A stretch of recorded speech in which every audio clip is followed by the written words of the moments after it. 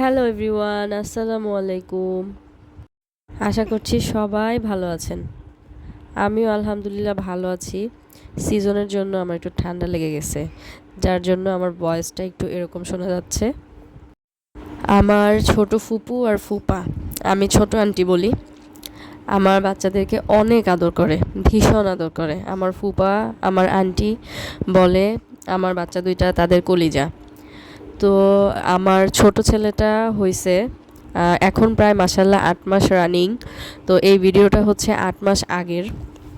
নিশাতকে নিয়ে আমি হসপিটাল থেকে বাসায় আসার পরে যখন নিশাতের বয়স হলো 3 মান্থ, তখন মানে আমার তো সিজার হয়েছে। আমি যখন বাসায় যাওয়ার মতো অবস্থায় গেছি, তখন হচ্ছে আন্টি ফুপা বাসায় নিবে, প্রথমবার নাতিকে বাসায় নিবে, সেই আনন্দে সেই উপলক্ষে ফুপা বিশাল আয়োজন করছে। সবাই হচ্ছে অক্লান্ত পরিশ্রম করছে। আম্মু হচ্ছে আগের দিন রাতেই আম্মুকে নিয়ে গেছে, আন্টি আম্মু সবাই মিলে এত সুন্দর একটা আয়োজন করছে। আর আমার তানিশ হচ্ছে, সে আস্ত মুরগি বলতে পারে না, সে বলে 5 লিটারের মুরগি খাবো। আর এই নানার কাছে তার ডিমান্ড থাকে।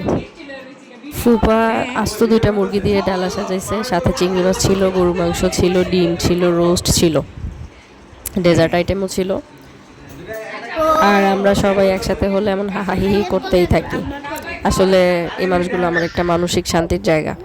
তো ডাইনিং টেবিলে সবার জায়গা হবে না, আমরা সবাই হচ্ছে কার্পেটের উপর চাদর বিছিয়ে ফ্লোরেই খেতে বসে গেছি। সবাই মিলে সুন্দর করে খেলাম, আলহামদুলিল্লাহ। ফুপাকে ধন্যবাদ দিয়ে ছোট করা যাবে না, কারণ ফুপা শুধু আমাদের কাছে ডাকেই ফুপা, কিন্তু আমাদের কাছে অনেক আপন। আন্টি ফুপা দুজনেই, আব্বা মারা যাওয়ার পর থেকে ফুপা আমাদেরকে অনেক সুন্দর করে আগলে রাখছে।